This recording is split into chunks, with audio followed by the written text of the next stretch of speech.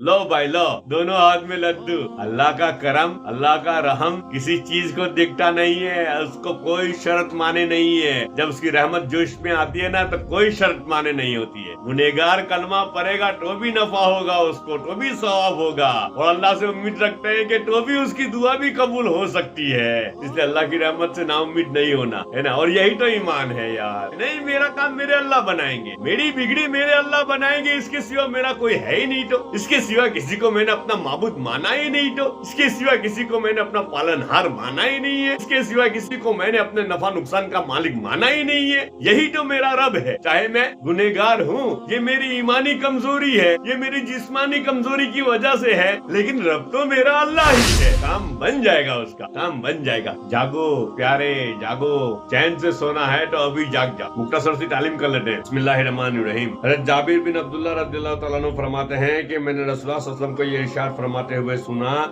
तमाम अज़कार में सबसे अफजल जिक्र ला इलाहा इल्लल्लाह है, और तमाम दुआओं में सबसे अफजल दुआ अल्हम्दुलिल्लाह है। ये हदीस हम पढ़ चुके थे इससे पहले की तालीम में। इसके बाद की हदीस अब देखते हैं। मुंतखब हदीस की तालीम हो रही है, और तालीम इसलिए है कि हम सब अमल पे खड़े हो जाए। सुनने सुनाने के लिए नहीं है, सीखने सिखाने के लिए है ना जी।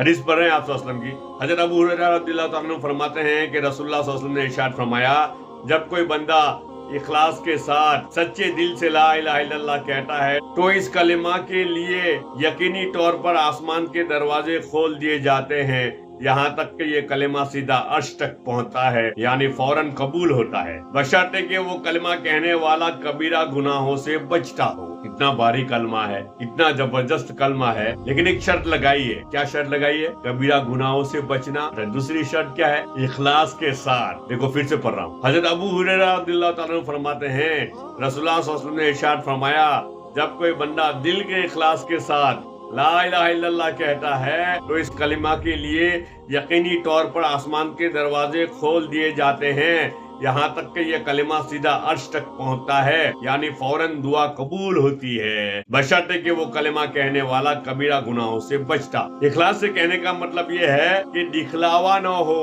दूसरों को दिखाने के लिए न हो, और कबीरा गुनाहों से बचने की शर्त जल्द कबूल होने के लिए है। और अगर कबीरा गुनाहों के साथ भी कहा जाए तो नफा और सवाब से उस वक्त भी खाली नहीं।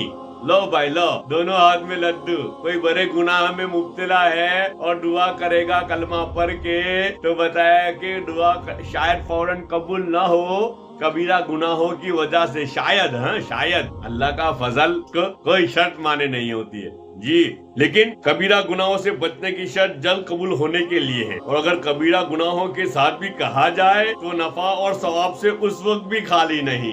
नफा और सवाब तो है ही। गुनहगार कलमा पड़ेगा तो भी नफा होगा उसको, तो भी सवाब होगा, और अल्लाह से उम्मीद रखते हैं कि तो भी उसकी दुआ भी कबूल हो सकती है। इसलिए अल्लाह की रहमत से नाउम्मीद नहीं होना है ना। और यही तो ईमान है यार, यही तो ईमान है। नहीं, मेरा काम मेरे अल्लाह बनाएंगे, मेरा काम मेरे अल्लाह बनाएंगे, मेरी बिगड़ी मेरे अल्लाह बनाएंगे, इसके सिवा मेरा कोई है ही नहीं। तो इसके सिवा किसी को मैंने अपना माबूद माना ही नहीं। तो इसके सिवा किसी को मैंने अपना पालनहार माना ही नहीं है। इसके सिवा किसी को मैंने अपने नफा नुकसान का मालिक माना ही नहीं है। यही तो मेरा रब है, यही तो मेरा रब है। चाहे मैं गुनहगार हूँ, ये मेरी ईमानी कमजोरी है, ये मेरी जिस्मानी कमजोरी की वजह से है, लेकिन रब तो मेरा अल्लाह ही है, रब तो मेरा अल्लाह ही है। काम बन जाएगा, उसका काम बन जाएगा। अल्लाह हम सब के काम बना दे, और हम सबको गुनाहों से तौबा करने की तौफीक अता फरमाए।